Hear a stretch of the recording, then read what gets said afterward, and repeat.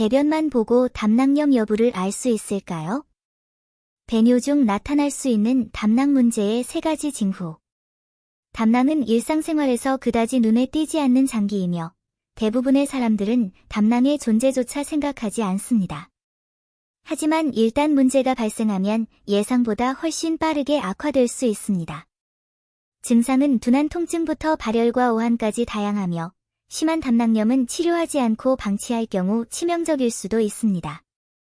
많은 사람들은 담낭염이 질병으로 여겨지려면 우측 상복부의 심한 통증, 발열, 메스꺼움, 구토와 같은 명확한 증상이 나타나야 한다고 생각합니다.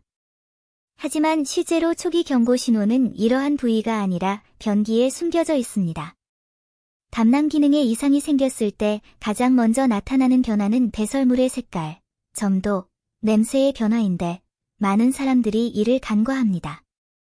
육안으로 확인할 수 있는 변화는 영상검사보다 더 빨리 나타나는 경우가 많습니다. 흔히 혐오스럽게 여겨지는 대변과 소변은 사실 개인의 신체 상태를 있는 그대로 반영하는 것입니다. 주의해야 할 첫 번째 징후는 대변의 색깔이 옅어져 연한 갈색이나 회백색으로 변하는 것입니다. 정상적인 상황에서 담낭에서 매일 분비되는 담즙은 간, 대사산물과 함께 소장으로 배출됩니다. 담즙 속의 담즙색소는 대변의 노란색에서 갈색을 띠는 색을 부여합니다. 담낭이 염증, 담석 또는 기타 원인으로 인해 담즙 배출이 막히면 대변의 담즙 색소 함량이 감소하고 색깔이 옅어지기 시작합니다. 심한 경우에는 회백색이나 흑색으로 변할 수도 있습니다. 담즙 색깔이 옅어지는 것은 담관 폐쇄의 전형적인 징후이지만 많은 사람들이 이상한 음식을 먹어서 그런 것이라고 잘못 생각하고 금방 괜찮아진다고 여깁니다. 실제로 의료 전문가들은 담관 협착증이나 만성 담낭염이 옅은 색변의 가장 흔한 의학적 원인 중 하나라고 명확히 지적해왔습니다. 조사에 따르면 만성 담낭 질환 환자의 78% 이상이 초기 단계에서 대변 색깔의 변화를 경험했지만 이는 종종 간과되었습니다. 두 번째 주목할 만한 징후는 대변이 물에 뜬다는 것입니다. 정상적인 대변은 물보다 무거워서 가라앉아야 합니다. 담낭에 문제가 생기면, 특히 담즙 분비가 감소하면 지방 흡수 장애가 발생하여 건강에 여러 가지 악영향을 미칠 수 있습니다.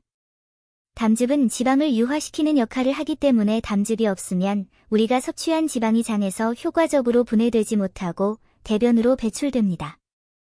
대변의 지방 함량이 높으면 물 위에 쉽게 뜨고 자극적이고 불쾌한 기름 냄새가 나게 됩니다. 지방변은 반드시 췌장 질환 때문에 발생하는 것은 아니며 담낭 기능 장애도 원인이 될 수 있습니다. 연구에 따르면 담낭염 환자의 약 40%가 질병경과 중반에 물에 뜨는 변을 경험하는 것으로 나타났습니다. 이러한 유형의 대변은 종종 정상적인 식단으로는 설명할 수 없는 이상하고 기름진 냄새를 풍깁니다. 많은 사람들이 단순히 요즘 기름을 너무 많이 먹었나 봐 라고 생각하고 심각하게 여기지 않아 적절한 치료 시기를 놓치게 됩니다. 세 번째 증상은 소변이 노랗거나 짙은 갈색으로 변하는 것입니다. 빌리루빈이 부분적으로 소변으로 배출됩니다. 담낭염으로 담즙 배출이 막히면 혈중 빌리루빈 수치가 상승합니다. 과잉 빌리루빈은 신장에서 대사되어 소변 색깔을 짙게 만듭니다. 이러한 증상이 나타나면 무시해서는 안 됩니다. 심한 경우 소변 색깔이 간장처럼 변할 수도 있는데 이를 의학적으로는 담즙성 황달이라고 합니다.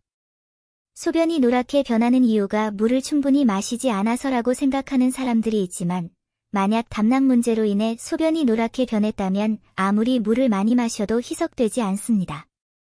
담즙성 황달 환자에서 소변 빌리루빈 양성률은 90%에 달할 정도로 매우 조기에 민감하게 진단할 수 있는 지표입니다. 이러한 변화는 피부와 눈 흰자위가 노랗게 변하는 것보다 훨씬 일찍 나타나므로 주의 깊게 관찰하는 사람은 즉시 알아차릴 수 있습니다. 이 시점에서 널리 오해되고 있는 점을 지적하는 것이 중요합니다. 많은 사람들이 간 기능이 정상이라면 담낭에 문제가 생기지 않을 것이라고 생각하는데 이는 사실 잘못된 생각입니다.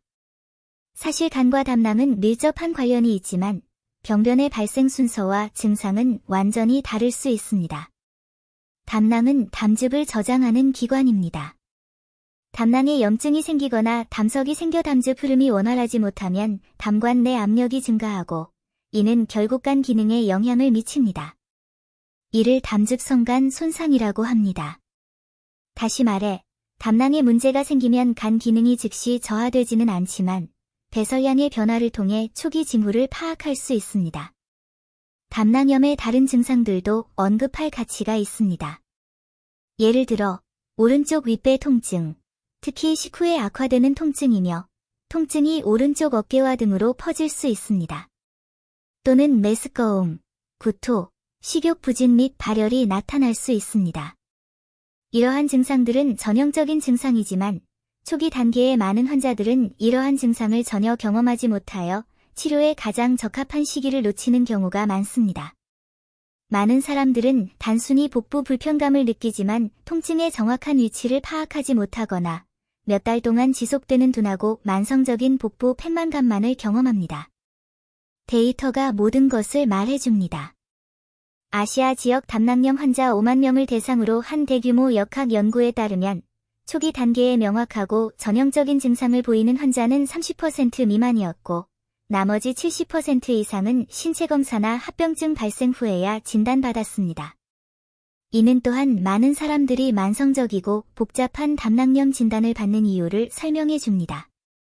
담낭 질환은 체질과도 밀접한 관련이 있습니다. 비만인 사람, 고지방 식단을 섭취하는 사람, 그리고 대사증후군 환자는 담낭 질환 발병률이 현저히 높습니다.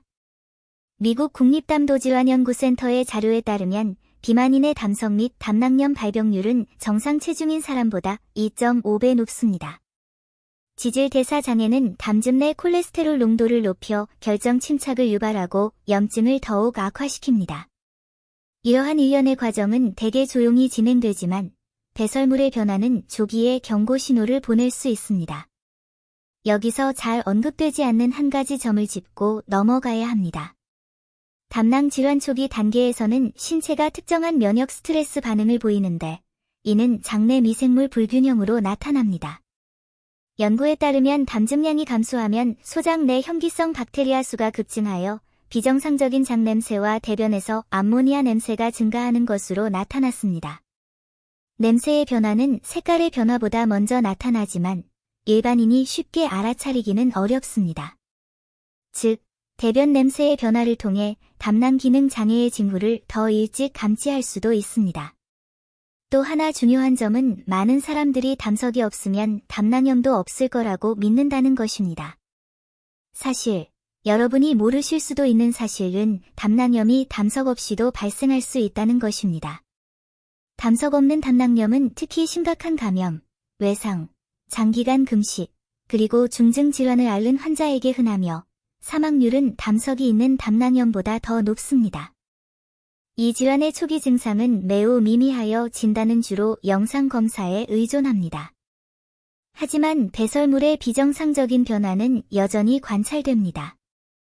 응급실 의사들이 경험을 요약한 바에 따르면 중년 또는 젊은 환자 중 소변이 짙은 갈색이고 대변이 옅은 색이며 전신 쇠약 증세를 보이는 경우 복통 유무와 관계없이 담도 질환을 강력히 의심해야 하며 간 기능 지표가 정상인지 여부만 확인해서는 안 됩니다. 질병을 진정으로 이해하는 사람들은 아주 작은 단서에서도 힌트를 찾아낼 수 있는 사람들이다. 생활 습관 또한 중요한 요소입니다. 고지방, 고당분 식단, 운동 부족, 장기간의 알코올 섭취는 모두 담낭 질환의 위험을 증가시킬 수 있습니다. 일본에서 25년간 진행된 역학 연구에 따르면 고지방 패스트푸드를 자주 섭취하는 사람들의 담낭 질환 발병률이 저지방 식단을 유지하는 사람들보다 41% 더 높은 것으로 나타났습니다. 이 데이터는 군더더기 없이 핵심만 담고 있어 문제의 본질을 바로 파악할 수 있습니다. 또 하나 중요한 점은 감정 기복 또한 담낭 기능에 영향을 미치는 중요한 요인이라는 것입니다. 장기간 불안과 우울증을 겪는 사람들은 담낭 배출 기능이 저하되고 담즙이 정체되며 만성염증에 걸리기 쉽습니다. 신경내분비 질환과 담낭 기능 장애 사이에는 복잡한 양방향 관계가 있습니다. 정서적 문제와 담낭 문제는 종종 서로 인과관계가 있으며 밀접하게 연관되어 있습니다. 이 시점에서 담낭 질환이 있는 일부 사람들이 심한 통증을 느끼지 않는 이유에 대해 언급할 필요가 있습니다. 이 문제에 대해 어떻게 생각하시나요? 댓글로 자유롭게 의견을 나눠주세요.